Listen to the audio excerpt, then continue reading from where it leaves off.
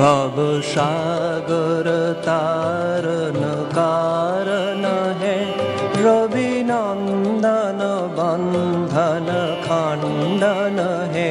भव सागर तारन कारण है, रवि नंदन बंधन खंडन है। शरणागत किंकर भीत मने, शरणागत किंकर भीत मने। गुरुदेव दया कर दीन जने, गुरुदेव दया कर दीन जने। শ্রীরামকৃষ্ণের তীর্থ পর্যটন এবং হৃদয় ও মথুর সম্বন্ধে শেষ কথা। মথুরনাথ এই সময়ে ভারতের উত্তর পশ্চিমাঞ্চলের পূর্ণ তীর্থ সকল দর্শন করিতে অভিলাষী হইলেন। সস্ত্রীক মথুরবাবু ঠাকুরকে সঙ্গে যাইবার জন্য বিশেষ রূপে অনুরোধ করিতে লাগিলেন। ফলে ভাগিনী ও হৃদয়কে সঙ্গে লইয়া ঠাকুর তাহাদিগের সহিত যাইতে সম্মত হইলেন। শুভদিন আগত দেখিয়া মথুরবাবু ঠাকুর প্রমুখ সকলকে সঙ্গ লইয়া যাত্রা করিলেন। তখন ইংরেজি 1868 খ্রিস্টাব্দের 27 জানুয়ারি তারিখ।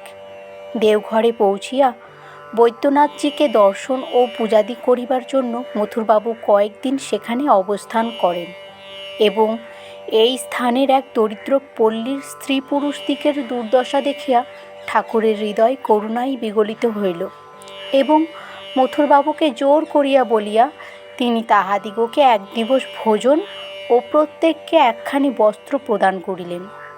বৈদ্যনাথ হইতে শ্রীযুক্ত মথুর একেবারে কাশীধামে উপস্থিত হইলেন এবং কেদারঘাটের উপরে পাশাপাশি দুইখানি বাটি ভাড়া করিলেন। নৌকাযোগে বারাণসী প্রবেশকাল হইতে ঠাকুর ভাবনয়নে দেখিতে থাকেন শিবপুরী বাস্তবিক সুবর্ণে নির্মিত। বাস্তবিকই ইহাতে মৃত্তিকা প্রস্তরাদির একান্ত অভাব।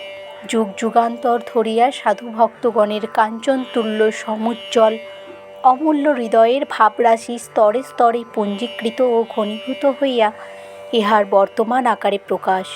সেই জ্যোতির্ময় ভাবঘন মূর্তি ইহার নিত্যস্বরূপ, আর বাহিরে যাহা দেখা যায় সেটা তাহারই ছায়া মাত্র।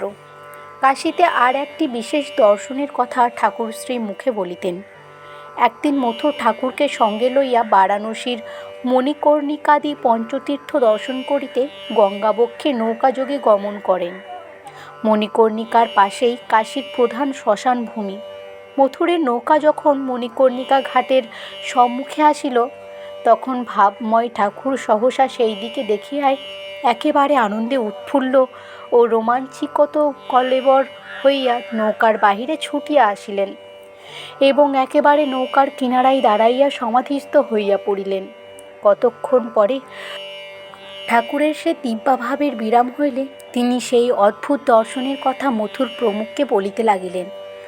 বলিলেন, দেখিলাম পিঙ্গলবর্ণ জটাধারী দীর্ঘাকার এক শ্বেতকায় পুরুষ গম্ভীর পদবিক্ষেপে শ্মশানে প্রত্যেক চিতার পার্শ্বে আগমন করিতেছেন এবং প্রত্যেক দেহীকে সযত্নে উত্তোলন করিয়া তাহার কর্ণে তারকবক্ষ মন্ত্র প্রদান করিতেছেন। সর্বশক্তিময়ী শ্রী জগদম্বাও স্বয়ং মহাকালী রূপে জীবের অপর পার্শ্বে সেই চিতার ওপর বসিয়া তাহার স্থূল সূক্ষ্ম কারণ সকলই প্রভৃতি প্রকার সংস্কার বন্ধন খুলিয়া দিতেছেন এবং নির্বাণের দ্বার উন্মুক্ত করিয়া স্বহস্তে তাহাকে অখণ্ডের ঘরে প্রেরণ করিতেছেন। এইরূপে বহু কল্পের যোগ তপস্যা যে অদ্বৈত অনুভাবের ভূমানন্দ জীবের আসিয়া উপস্থিত হয়, তাহাকে শ্রী বিশ্বনাথ সদ্য সদ্য প্রদান করিয়া কৃতার্থ করিতেছেন। এখানে থাকিবার কালে শ্রীরামকৃষ্ণদেব পালকিতে চাপিয়া প্রায় প্রত্যহ বিশ্বনাথের দর্শনে যাইতেন। হৃদয় তাহার সঙ্গে যাইত। যাইতে যাইতে ঠাকুর ভাবাবিষ্ট হইয়া পড়িতেন। দেবদর্শনকালের তো কথাই নাই। ওইরূপে সকল দেবস্থানে তাহার ভাবাবেশ হইলেও কেদারনাথের মন্দিরে তাহার বিশেষ ভাবাবেশ হইত। কাশীতে অবস্থানকালে ঠাকুর এখানকার খ্যাতনামা সাধুদের দর্শন করিতে গিয়াছিলেন। তন্মধ্যে ত্রৈলঙ্গ স্বামীজিকে দেখিয়াই তাহার বিশেষ প্রীতি হইয়াছিল। ঠাকুর বলিতেন, দেখলাম সাক্ষাৎ বিশ্বনাথ তাহার শরীরটা আশ্রয় করে প্রকাশিত হয়ে রয়েছেন, তার থাকায় কাশী উজ্জ্বল হয়ে রয়েছেন। উচ্চ জন্মের জ্ঞানের অবস্থা। ইশারায় জিজ্ঞাসা করেছিলাম, ঈশ্বর এক না অনেক? তাতে ইশারা করে বুঝিয়া দিলেন সমাধিস্থ হয়ে, দেখ তো এক, নইলে যতক্ষণ আমি তুমি জীব জগৎ ইত্যাদি নানা জ্ঞান রয়েছে ততক্ষণ অনেক। তাকে দেখিয়া হৃদয়কে বলেছিলাম, একেই ঠিক ঠিক পরমহংস অবস্থা বলে। 5-7 দিন কাশীতে থাকিয়া ঠাকুর মথুরের সহিত প্রয়াগে গমনপূর্বক পুণ্য সঙ্গমে স্নান ও ত্রিরাত্রিবাস করিয়াছিলেন। প্রয়াগ হইতে কাশীতে ফিরিয়া পুনরায় তথায় এক পক্ষকাল বাস করিয়া শ্রীবৃন্দাবন দর্শনে গমন করেন। তথায় বাঁকাবিহারী মূর্তি দর্শন করিয়া তাহার অদ্ভুত ভাবাবেশ হইয়াছিল। আত্মহারা হইয়া তাহাকে আলিঙ্গন করিতে ছুটিয়া গিয়াছিলেন। আবার সন্ধ্যাকালে রাখাল বালকগণ গরুর পাল লইয়া যমুনা পার হইতে গোষ্ঠ হইতে ফিরিতেছে দেখিতে দেখিতে তাহাদের ভিতর সিকিপুচ্ছধারী নবনীরদ শ্যাম গোপালকৃষ্ণের দর্শন লাভ করিয়া তিনি প্রেমে বিভোর হইয়াছিলেন। ব্রজের নানা স্থানে ঠাকুর সংসার বিরাগী অনেক সাধককে জপ ধ্যানে নিমগ্ন থাকিতে দেখিছিলেন। নিধুবনে সিদ্ধ প্রেমিকা বর্ষীয়সী তপস্বিনী গঙ্গা মাতার দর্শন ও মধুর সঙ্গলাভ করিয়া ঠাকুর এতই মোহিত হইয়াছিলেন যে তাহার মনে হইয়াছিল ব্রজ ছাড়িয়া তিনি আর কোথাও যাইবেন না। ইনি ঠাকুরকে শ্রীমতী রাধিকায় স্বয়ং অবতীর্ণা ভাবিয়া দুলালী বলিয়া সম্বোধন করিয়াছিলেন। ঠাকুর বলিতেন, ব্রজে গিয়ে সব ভুল হয়ে গিয়েছিল, মনে হয়েছিল আর ফিরিব না। কিন্তু কিছুদিন বাদে মায়ের কথা মনে পড়ল। মনে হলো তার এত কষ্ট হবে, কে তাকে বুড়ো বয়সে দেখবে, সেবা করবে। ওই কথা মনে ওঠায় আর সেখানে থাকতে পারলুম না। মাতৃঋণ সম্বন্ধে ঠাকুর বলতেন, ওরে, সংসারে বাপ মা পরম গুরু, যতদিন বেঁচে থাকেন যথাশক্তি উহাদের সেবা করতে হয়। কেবলমাত্র ঈশ্বরের জন্য বাপ মায়ের আজ্ঞা লঙ্ঘন করা চলে, তাতে দোষ হয় না। যেমন প্রহ্লাদ বাপ বললেও কৃষ্ণ নাম নিতে ছাড়েনি, এমনকি ধ্রুব মা বারণ করলেও তপস্যা করতে বনে গিয়েছিল, তাতে দোষের হয়নি। এক পক্ষকাল আন্দাজ শ্রী বৃন্দাবনে থাকিয়া গঙ্গা মাতার নিকট হইতে কষ্টে বিদায় গ্রহণ করিয়া ঠাকুর মথুরের সহিত পুনরায় কাশীতে প্রত্যাগমন করেন। কয়েকদিন সেখানে থাকিবার পরে দীপান্বিতা অমাবস্যার দিনে শ্রী শ্রী অন্নপূর্ণা দেবীর সুবর্ণ প্রতিমা দর্শন করিয়া ঠাকুর ভাবে প্রেমে মোহিত হইয়াছিলেন। কাশী হইতে গয়াধামে যাইবার মথুরের ইচ্ছা হইয়াছিল, কিন্তু ঠাকুর সেখানে যাইতে অমত করায় মথুর সে সংকল্প পরিত্যাগ করেন। প্রীতি স্বপ্ন স্মরণ করিয়া ঠাকুর বলিতেন, ওই সকল স্থানে যাইতে হলে তাহার শরীর থাকিবে না, এমন গভীর সমাধিস্থ হইবেন যে তাহা হইতে তাহার মন আর নিম্নে মনুষ্যলোকে ফিরিয়া আসিবে না। শ্রী গৌরাঙ্গ দেবের লীলা সংবরণ স্থল নীলাচল বা পুরীধামে যাইবার কথাতেই ঠাকুর ঐরূপ ভাব অন্য সময়ে প্রকাশ করিয়াছিলেন। কাশীধামে যোগেশ্বরী নাম্নী ভৈরবী ব্রাহ্মণী সহিত ঠাকুরের পুনরায় দেখা হইয়াছিল এবং 64 যোগিনী নামক পল্লীস্থ তাহার আবাসে তিনি অনেকবার গমন করিয়াছিলেন। ব্রাহ্মণীকে ঠাকুর এখন হইতে শ্রী বৃন্দাবনে অবস্থান করিতে বলিয়াছিলেন। হৃদয় বলিত, ঠাকুর তথা হইতে ফিরিবার স্বল্পকাল পরে ব্রাহ্মণী শ্রী বৃন্দাবনে দেহরক্ষা করিয়াছেন। শ্রী বৃন্দাবনে অবস্থানকালে ঠাকুরের বীণা শুনিতে ইচ্ছা হইয়াছিল। কাশীতে ফিরিয়া তাহার মন পুনরায় ওই ইচ্ছার উদয় হওয়ায় মদনপুরা পল্লীস্থ শ্রীযুক্ত মহেশচন্দ্র সরকার নামক একজন অভিজ্ঞ বীণাকারের ভবনে হৃদয়ের সহিত উপস্থিত হইয়া তিনি তাহাকে বীণা শুনাইবার জন্য অনুরোধ করেন। ঠাকুরের অনুরোধে তিনি সেদিন পরম আহ্লাদে অনেকক্ষণ পর্যন্ত বীণা বাজাইয়াছিলেন। অপরাহ্ন 5টা হইতে রাত্রি 8টা পর্যন্ত ওইরূপে আনন্দে অতিবাহিত হইলে মহেশবাবুর অনুরোধে তিনি ওই স্থানে কিঞ্চিৎ জলযোগ করিয়া মথুরের নিকট উপস্থিত হইলেন। এইভাবে 4 মাস কাল তীর্থ ভ্রমণ করিয়া ঠাকুর মথুরবাবুর সহিত পুনরায় দক্ষিণেশ্বরে আগমন করিলেন। শ্রী বৃন্দাবন হইতে ঠাকুর রাধাকুণ্ড ও শ্যামকুণ্ডের রজ অনয়ন করিয়াছিলেন।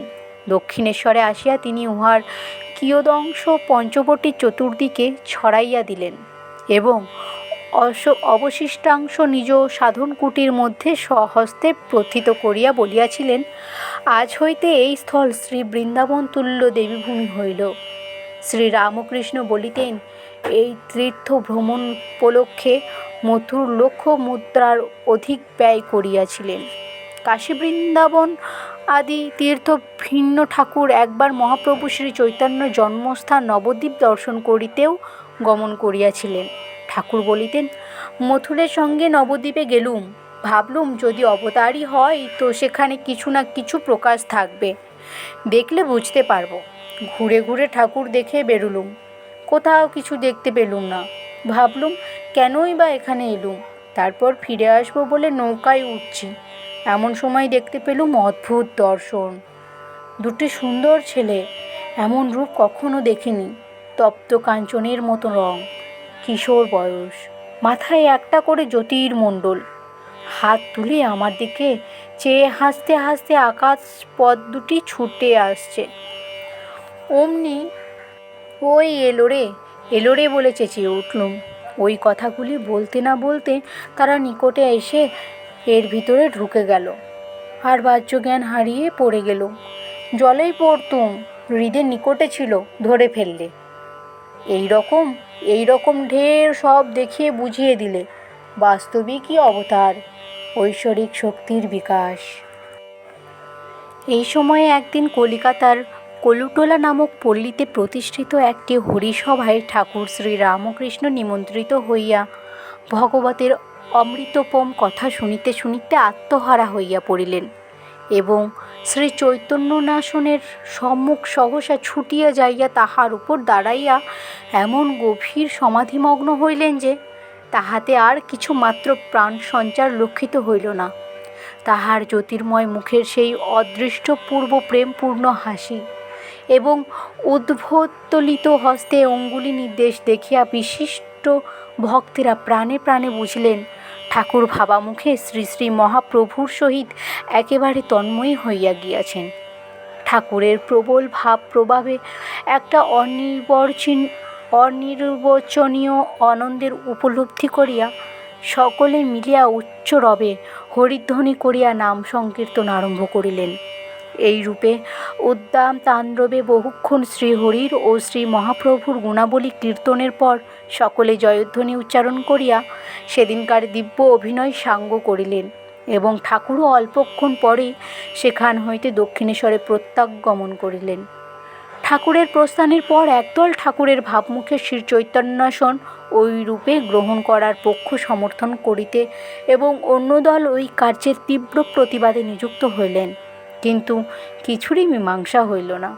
ক্রমে ওই কথা লোকমুখে শ্রী চৈতন্য পদাশ্রিত কালনার সিদ্ধ বাবাজি ভগবান দাসও শুনিতে পাইলেন এবং ক্রোধাক্ত হইয়া তাহার উদ্দেশ্যে কটুবাক্য বলিতে এবং তাহাকে ভণ্ড বলিয়া নির্দেশ করিতেও কুণ্ঠিত হইলেন না। ওই ঘটনার কয়েকদিন পরেই শ্রী রামকৃষ্ণদেব স্বতঃপ্রণোদিত হইয়া ভাগিনী হৃদয় ও মথুরবাবুকে সঙ্গ লইয়া কালনায় উপস্থিত হইলেন। ভগবান দাসের নিকটে আসিয়া ঠাকুর প্রথম শুনিলেন তিনি কণ্ঠী ছিঁড়িয়া লইয়া একজনকে তাড়াইয়া দিবেন বলিতেছেন। আবার অল্পক্ষণ পরে শুনিলেন তিনি লোকশিক্ষা দেবার জন্য এখনও মালা তিলকাদি ব্যবহার ত্যাগ করেন নাই।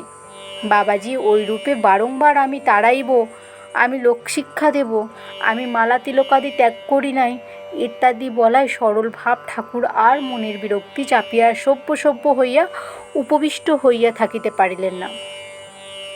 একেবারে দাঁড়াইয়া উঠিয়া বাবাজিকে লক্ষ্য করিয়া বলিলেন, কি তুমি এখনও এত অহংকার রাখো? তুমি লোকশিক্ষা দেবে, তুমি তাড়াইবে, তুমি ত্যাগ ও গ্রহণ করিবে? তুমি লোকশিক্ষা দেবার কে? যাহার জগৎ তিনি না শিখাইলে তুমি কি শিখাইবে? ঠাকুর তখন অঙ্গাবরণ পড়িয়া গিয়াছে, কটিদেশ হইতে বস্ত্র শিথিল হইয়া খসিয়া পড়িয়াছে এবং মুখমণ্ডল এক অপূর্ব দিব্য তেজে উদ্ভাসিত হইয়া উঠিয়াছে। ঠাকুরের ঐরূপ অবস্থা দেখিয়া বাবাজি প্রথম বিস্মিত হইলেন, পরে বুঝিলেন বাস্তবিকই এ জগতের ঈশ্বর ভিন্ন, আর দ্বিতীয় কর্তা নাই। এই রূপে ঠাকুরের শক্তিপূর্ণ কথাগুলির বাবাজির অন্তর্দৃষ্ট অধিকতর প্রস্ফুটিত হইয়া তাহাকে নিজের দোষ দেখাইয়া বিনীত ও নম্র করিল। বাবাজি যখন শুনিলেন ইনি সেই দক্ষিণেশ্বরের পরমহংস, যিনি কলুটোলার হরিসভায় ভাবাবেশে আত্মহারা হইয়া শ্রী চৈতন্যনাশন অধিকার করিয়া বসিয়াছিলেন, তখন ইহাকে আমি অযথা কটুবাক্য বলিয়াছি ভাবিয়া তাহার মনে ক্ষোভ ও পরিতাপের অবধি রহিল না। তিনি বিনীতভাবে শ্রীরামকৃষ্ণদেবকে প্রণাম করিয়া তজ্জন্য ক্ষমা প্রার্থনা করিলেন। ওইরূপে ঠাকুর ও বাবাজির সেদিনকার প্রেমাভিনয় সাঙ্গ হইল এবং শ্রীরামকৃষ্ণদেব হৃদয়কে সঙ্গে লইয়া কিছুক্ষণ পরে মথুরের সন্নিধানে আগমন করিয়া ওই ঘটনার আদ্যপ্রান্ত তাহাকে শুনাইয়া বাবাজির উচ্চ আধ্যাত্মিক অবস্থার অনেক প্রশংসা করিলেন। মথুরবাবুও উহা শুনিয়া বাবাজিকে দর্শন করিতে যাইলেন এবং আশ্রমস্থ দেব্য বিগ্রহের সেবা ও একদিন মহোৎসবাদির জন্য বিশেষ বন্দোবস্ত করিয়া দিলেন। তীর্থ হইতে ফিরিবার অল্পকাল পরে হৃদয়ের স্ত্রীর মৃত্যু হয়।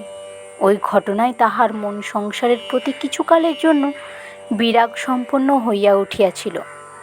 পত্নী বিয়োগ বিধুর হৃদয় ঠাকুরকে ধরিয়া বলিল, তাহার যাহাতে তাহার ন্যায় আধ্যাত্মিক উপলব্ধি সকল উপস্থিত হয় তাহা করিয়া দিতে হইবে। পুনঃ পুনঃ অনুরুদ্ধ হইয়া ঠাকুর অগত্যা বলিলেন, মায়ের যাহা ইচ্ছা তাহাই হউক, মায়ের ইচ্ছা হয় যদি তোরও হইবে। এইরূপ কথাবার্তায় কয়েকদিন পরে তাহার এক অপূর্ব দর্শন উপস্থিত হইল।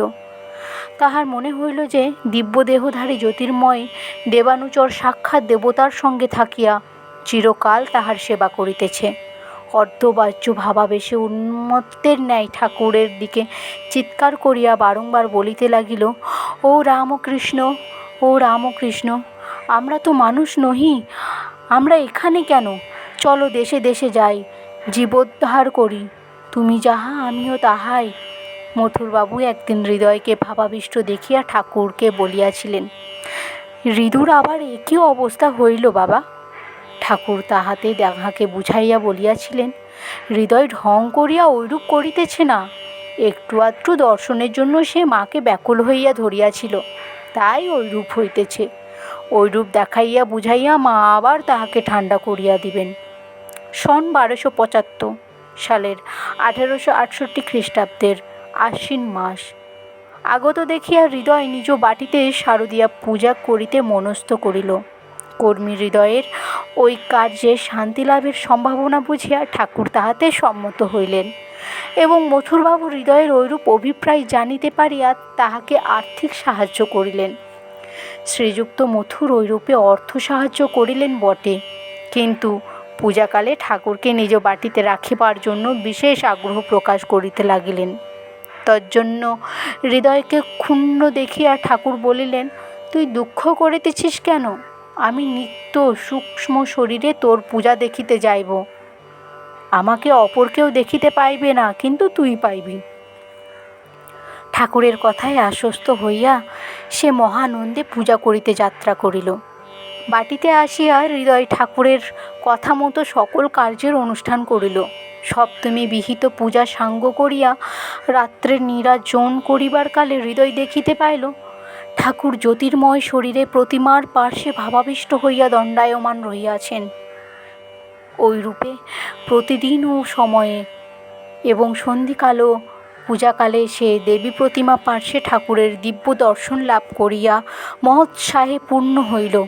শারদীয়া পূজান্তে হৃদয় দক্ষিণেশ্বরে প্রত্যাবর্তন করিয়া তাহার ওই বিষয়ক দর্শনের কথা ঠাকুরকে নিবেদন করিলে ঠাকুর বলিলেন, আরতি ও সন্ধি পূজার সময় তোর পূজা দেখিবার জন্য বাস্তবিকই প্রাণ আকুল হইয়া উঠিয়া আমার ভাব হইয়া গিয়াছিল এবং অনুভব করিয়াছিলাম যেন জ্যোতির্ময় শরীরে জ্যোতির্ময় পদ দিয়া তোর চণ্ডীমণ্ডপে উপস্থিত হইয়াছি।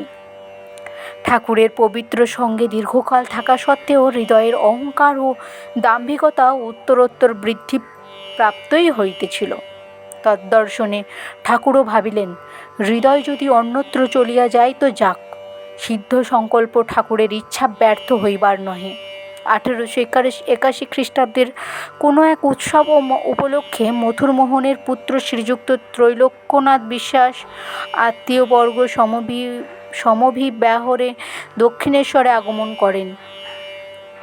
উক্ত দিবস হৃদয় প্রাতে দেবী পূজা করিবার উদ্দেশ্যে কালী মন্দিরে প্রবেশ করিয়া মন্দিরের ত্রৈলোক্যনাথের দর্শন বর্ষিয়া পরমা সুন্দরী কন্যাকে দণ্ডায়মানা দেখিয়া ফুল চন্দন দ্বারা বালিকার চরণ পূজা করিয়া ফেলিল। ওই সংবাদ ত্রৈলোক্যনাথের কর্ণগোচর হওয়ায় তিনি বালিকার ওই সপরিবারের অমঙ্গল আশঙ্কা করিয়া অত্যন্ত বিরক্ত ও ক্রুদ্ধ হইয়া উঠিলেন। তিনি তৎক্ষণাৎ নিজ ভৃত্যর দ্বারা হৃদয়কে মন্দির হইতে বহিষ্কৃত করিয়া দিলেন এবং কালীবাড়িতে তাহাকে ভবিষ্যতে প্রবেশ করিতে নিষেধ করিলেন। ক্ষুণ্ণ মনে হৃদয়কে কালীবাড়ি হইতে চিরকালের জন্য বিদায় গ্রহণ করিতে হইল। ঠাকুরের জীবদশায় তিনি হৃদয়কে নানাভাবে সাহায্য করিয়াছিলেন। ঠাকুরের দেহবসানের পর হৃদয় অনন্যোপায় হইয়া বস্ত্র বিক্রয় করিয়া পরিবারবর্গের ভরণ পোষণ করিতে লাগিল। ঠাকুরের মহাসমাধি লাভের 13 বৎসর প্রায় 63 বৎসর পয়ক্রমকালে 1899 খ্রিস্টাব্দে হৃদয় স্বীয় জন্মভূমি শিহর গ্রামে গৃহরক্ষা করিয়া শ্রীরামকৃষ্ণপদে বিলীন হইয়া গিয়েছিলেন। ঠাকুরের অগ্রজ শ্রীযুক্ত রামকুমারের পুত্র অক্ষয়ের সহিত পাঠক ইতঃপূর্বে সামান্যভাবে পরিচিত করিয়াছিলেন। বাল্যকাল হইতেই অক্ষয়ের মনে শ্রী শ্রী রামচন্দ্রের প্রতি বিশেষ অনুরক্ত ছিল। কুলদেবতা রঘুবীরের সেবায় সে প্রতিদিন অনেক কাল যাপন করিত। অক্ষয়ের ঐরূপ ভক্তি ও ঈশ্বরানুরাগ তাহাকে ঠাকুরের বিশেষ প্রিয় করিয়া তুলিয়াছিল। 1869 খ্রিস্টাব্দের কামারপুকুরের অনতি দূরে কুচেকোল নামক গ্রামে এক কন্যার সহিত অক্ষয়ের বিবাহ হয়। কিন্তু বিবাহের কয়েক মাস পরেই শ্বশুরালয়ে যাইয়া অক্ষয়ের কঠিন পীড়া হইল। শ্রীযুক্ত রামেশ্বর সংবাদ পাইয়া তাহাকে কামারপুকুরে আনাইলেন এবং চিকিৎসাদি দ্বারা আরোগ্য করাইয়া পুনরায় দক্ষিণেশ্বরে পাঠাইয়া দিলেন। এখানে আসিয়া তাহার স্বাস্থ্যের বিশেষ উন্নতি হইতেছে বলিয়া বোধ হইতে লাগিল। এমন সময় সহসা একদিন অক্ষয়ের জ্বর হইল। 3-4 দিনেও অক্ষয়ের জ্বরের উপশম হইল না দেখিয়া ঠাকুর এখন হৃদয়কে ডাকিয়া বলিলেন, হৃদু, ডাক্তারেরা বুঝিতে পারিতেছে না, অক্ষয়ের বিকার হইয়াছে। ভালো চিকিৎসক আনাইয়া আশ মিটাইয়া চিকিৎসা করো, ছোড়া কিন্তু বাঁচিবে না। ঠাকুরের ওই কথা শুনিয়া হৃদয় বিশেষ উদ্বিগ্ন হইল এবং সুচিকিৎসকগণকে আনাইয়া অক্ষয়ের পীড়া আরোগ্যের জন্য নানাভাবে চেষ্টা করিতে লাগিল।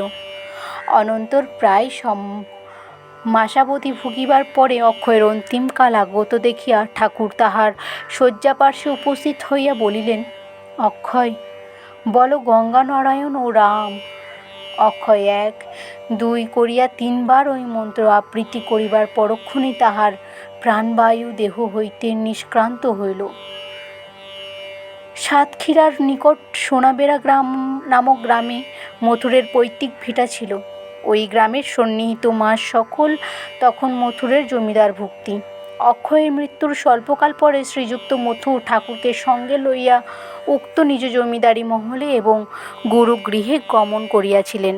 মথুরের জমিদারি মহল পরিদর্শন করিতে যাইয়া ঠাকুর এক স্থানের পল্লীবাসী স্ত্রী পুরুষগণের দুর্দশা ও অভাব দেখিয়া তাদের দুঃখে কাতর হন এবং মথুরের দ্বারা নিমন্ত্রণ করিয়া তাহাদিগকে এক মাথা করিয়া তেল, একখানি নতুন কাপড় এবং উদর পুরিয়া দিনের ভোজন দান করিয়াছিলেন। হৃদয় বলিত, রানাঘাটের সন্নিকট কলাইঘাট নামক স্থানে পূর্বোক্ত ঘটনা উপস্থিত হইয়াছিল। সম্পদ, বিপদ, সুখ, দুঃখ, মিলন, বিয়োগ, জীবন, মৃত্যুরূপ তরঙ্গ সমাকুলকালের অনন্ত প্রবাহ ক্রমে 1871 খ্রিস্টাব্দে ধরাধামকে উপস্থিত করিল। ঠাকুরের সহিত মথুরের সম্বন্ধ ঘনিষ্ঠতর হইয়া ওই বৎসর পঞ্চদশ বর্ষে পদার্পণ করিল। বৈশাখ যাইল, জ্যৈষ্ঠ যাইল, আষাঢ়েরও অর্ধেক দিন অতীতের গর্ভে লীন হইল। এমন সময় শ্রীযুক্ত মথুর জ্বর রোগে শয্যাগত হইলেন। ক্রমশ উহা বৃদ্ধিপ্রাপ্ত হইয়া তাহাকে জীবনের দৈনন্দিন সুখ দুঃখ হইতে উচ্চে উঠাইয়া রাখিলেন। সংসারের নিরাবিল আনন্দের অবসর কোথায়? গ্রামের পুরুষেরা জল্পনা করিতে বসিয়া তখন তাহার স্বামীকে উন্মুক্ত করিয়া নির্দেশ করিত, পরিধানের কাপড় পর্যন্ত ত্যাগ করিয়া হরি হরি করিয়া বেড়াও ইত্যাদি নানা কথা বলিত। অথবা সমবয়স্কা রমণীগণ যখন তাহাকে পাগলের স্ত্রী বলিয়া করুণা বা উপেক্ষার পাত্রী বিবেচিত করিত, তখন মুখে কিছু না বলিলেও তাহার অন্তরে দারুণ ব্যথা উপস্থিত হইত। উন্মননা হইয়া তিনি তখন চিন্তা করিতেন, তবে কি পূর্বে যেমন দেখিয়াছিলাম তিনি সেইরূপই নাই? লোকে যেমন বলিতেছেন তাহার কি ওইরূপ অবস্থা অন্তর হইয়াছে? অবশেষে চিন্তার পর স্থির করিলেন তিনি দক্ষিণেশ্বর স্বয়ং গমনপূর্বক চক্ষুকর্ণের বিবাদ ভঞ্জন করিবেন। ফাল্গুনের দোল পূর্ণিমার পুণ্যতোয়া জাহ্নবীতে স্নান করিবার জন্য শ্রীমতী মাতা ঠাকুরিণী দূরসম্পর্কীয়া কয়েকজন আত্মীয়াও ওই বৎসর আগমন করিবেন বলিয়া ইতঃপূর্বেই স্থির করিয়াছিলেন। তিনি তখন তাহাদের সহিত গঙ্গা স্নানে যাইবার অভিপ্রায় প্রকাশ করিলেন। তাহার বুদ্ধিমান পিতা শুনিয়াই বুঝিলেন কন্যা কেন এখন কলিকাতায় যাইতে অভিলাষিনী হইয়াছেন। তিনি তাহাকে সঙ্গে লইয়া স্বয়ং কলিকাতা আসিবার জন্য সকল বিষয়ে বন্দোবস্ত করিলেন। তখন বিষ্ণুপুর বা তারকেশ্বরে কোনো স্থানে এই রেলপথ প্রস্তুত হয়নি। অতএব কন্যা ও সঙ্গীগণ সমভিব্যাহারে শ্রীরামচন্দ্র দূরপথ পদব্রজে অতিবাহিত করিতে লাগিলেন। কিন্তু পথশ্রমে অন্নভাস্তা কন্যা পথিমধ্যে একস্থলে দারুণ জ্বরে আক্রান্ত হইয়া পিতাকে বিশেষ চিন্তান্বিত করিয়া তুলিলেন। কন্যার ঐরূপ অবস্থায় অগ্রসর হওয়া অসম্ভব বুঝিয়া তিনি চটিতে আশ্রয় লইয়া অবস্থান করিতে লাগিলেন। পথিমধ্যে ঐরূপ পীড়িতা হইয়া শ্রীমতী মাতা ঠাকুরানীর অনন্তকরণে কত দূর বেদনা উপস্থিত হইয়াছিল তাহা বলিবার নহে। কিন্তু এক অদ্ভুত দর্শন উপস্থিত হইয়া ওই সময়ে তাহাকে আশ্বস্ত করিয়াছিলেন। উক্ত দর্শনের কথা তিনি পরে শ্রী ভক্তদিগকে কখনো কখনো নিম্নলিখিতভাবে বলিয়াছেন। জ্বরে যখন একবার বেহুশ লজ্জা সরমরহিত হইয়া পড়িয়া আছি, তখন দেখিলাম পার্শ্বে একজন রমণী আসিয়া বসিল। মেয়েটির রং কালো, কিন্তু এমন সুন্দর রূপ কখনও দেখি নাই। বসিয়া আমার গায়ে মাথায় হাত বুলাইয়া দিতে লাগিল। এমন নরম ঠান্ডা হাত গায়ের জ্বালা জুড়াইয়া যাইতে লাগিল। জিজ্ঞাসা করিলাম, তুমি কোথা থেকে আসছো গা? রমণী বলিল, আমি দক্ষিণেশ্বর থেকে আসছি। শুনিয়া অবাক হইয়া বলিলাম, দক্ষিণেশ্বরে থেকে? আমি মনে করেছিলাম দক্ষিণেশ্বরে যাব, তাকে দেখব, তার সেবা করব, কিন্তু পথে জ্বর হইয়াই আমার ভাগ্যে ওইসব আর হলো না। রমণী বলিল, সে কি, তুমি দক্ষিণেশ্বরে যাবে বই কি? ভালো হয়ে সেখানে যাবে, তাকে দেখবে, তোমার জন্যই তো তাকে সেখানে আটকে রেখেছি। আমি বলিলাম, বটে, তুমি আমাদের কে হও গা? মেয়েটি বলিল, আমি তোমার বোন হই। আমি বলিলাম, বটে, তাই তো তুমি এসছো। এইরূপ কথাবার্তার পরেই ঘুমিয়া পড়িলাম। প্রাতঃকালে উঠিয়া শ্রীরামচন্দ্র দেখিলেন কন্যার জ্বর ছাড়িয়া গিয়াছে। পথিমধ্যে নিরুপায় হইয়া বসিয়া থাকা অপেক্ষা তিনি তাহাকে লইয়া ধীরে ধীরে পথ অতিবাহন করাই শ্রেয় বিবেচনা করিয়ালেন। কিছু দূর যাইতে না যাইতেই একখানি শিবিকাও পাইয়া গেল। ক্রমে পথের শেষ হইল এবং রাত্রি 9টার সময় শ্রী শ্রী মা দক্ষিণেশ্বরে ঠাকুরের সমীপে উপস্থিত হইলেন। ঠাকুর তাহাকে সহসা ঐরূপ রোগাক্রান্ত হইয়া আসিতে দেখিয়া বিশেষ উদ্বিগ্ন হইলেন। ঠান্ডা লাগিয়া জ্বর বাড়িবে বলিয়া নিজ গৃহে ভিন্ন শয্যায় তাহার শয়নের বন্দোবস্ত করিয়া দিলেন এবং দুঃখ করিয়া বারংবার বলিতে লাগিলেন, তুমি এতদিনে আসিলে? আর কি আমার সেজবাবু আছে যে তোমার যত্ন হবে? ঔষধ পথ্যাদির বিশেষ বন্দোবস্ত 3-4 দিনেই শ্রী শ্রী মাতা ঠাকুরিণী আরোগ্য লাভ করিলেন। তিনি 3-4 দিন ঠাকুর তাহাকে দিবরাত্র নিজ গৃহে রাখিয়া ঔষধ পথ্যাদির সকল বিষয়ে স্বয়ং তত্ত্ববোধন করিলেন। পরে নহবৎ ঘরে নিজ জননীর নিকটে তাহার থাকিবার বন্দোবস্ত করিয়া দিলেন। চক্ষুকর্ণের বিবাদ মিটিল। শ্রীমতী মাতা ঠাকুরানী প্রাণে প্রাণে বুঝিলেন ঠাকুর পূর্বে যেমন ছিলেন এখনও তদ্রূপ আছেন। সংসারী মানব না বুঝিয়া তাহার সম্বন্ধে নানা রটনা করিয়াছে। প্রাণের উল্লাসে তিনি নহবতে থাকিয়া দেবতার ও দেবজননীর সেবায় নিযুক্ত হইলেন। কামারপুকুরে অবস্থানকালে শ্রীমতী মাতা ঠাকুরানী আগমনে ঠাকুরের মনে যে চিন্তা পরম্পর্যের উদয় হইয়াছিল, তাহা আমরা পাঠকে পূর্বে বলিয়াছি।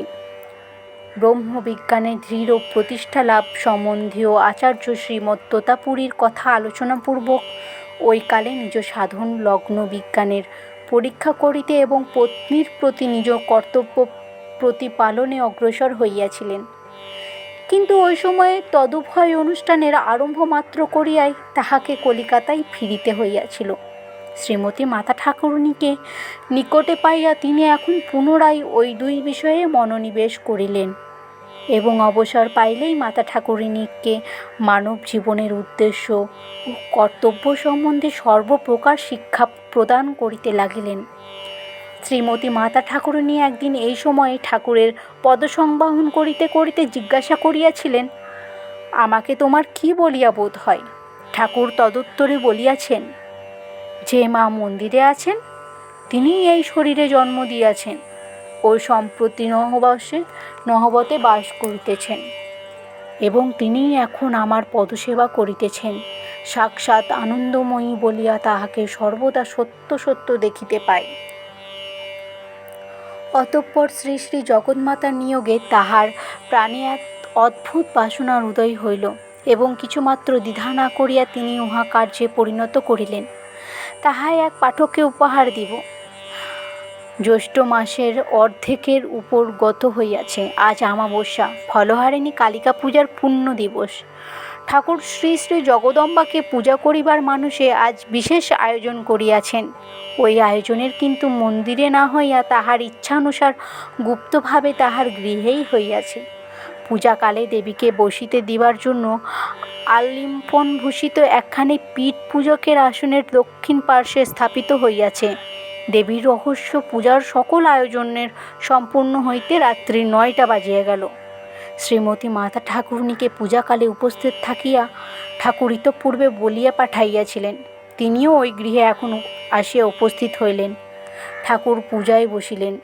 ঠাকুর এইবার আলিম্পনভূষিত পীঠে শ্রী শ্রী মাকে উপবেশনের জন্য ইঙ্গিত করিলেন। মন্ত্রমুগ্ধায় ন্যায় তিনি এখন পূর্বমুখে উপবিষ্ট ঠাকুরের দক্ষিণ ভাগে উত্তরাস্য হইয়া উপবিষ্ট হইলেন। সম্মুখস্থ কলসের মন্ত্রপুত বাড়ি দ্বারা ঠাকুরের বারংবার শ্রী শ্রী মাকে যথাবিধানে অভিষিক্তা করিলেন। অতঃপর মন্ত্র শ্রবণ করিয়া তিনি এখন প্রার্থনা মন্ত্র উচ্চারণ করিলেন। হে বালে, হে সর্বশক্তির অধীশ্বরী মাতো ত্রিপুরা সুন্দরী, সিদ্ধির দ্বার উন্মুক্ত করো। ইহার শরীর মনকে পবিত্র করিয়া ইহাতে আবির্ভূত হইয়া সর্বকল্যাণ সাধন করো।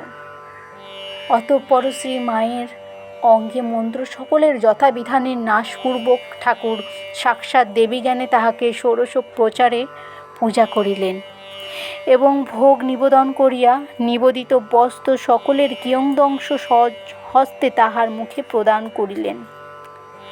বাহ্য জ্ঞানাতিরোহিতা হইয়া শ্রী শ্রী মা সমাধিস্থ হইলেন।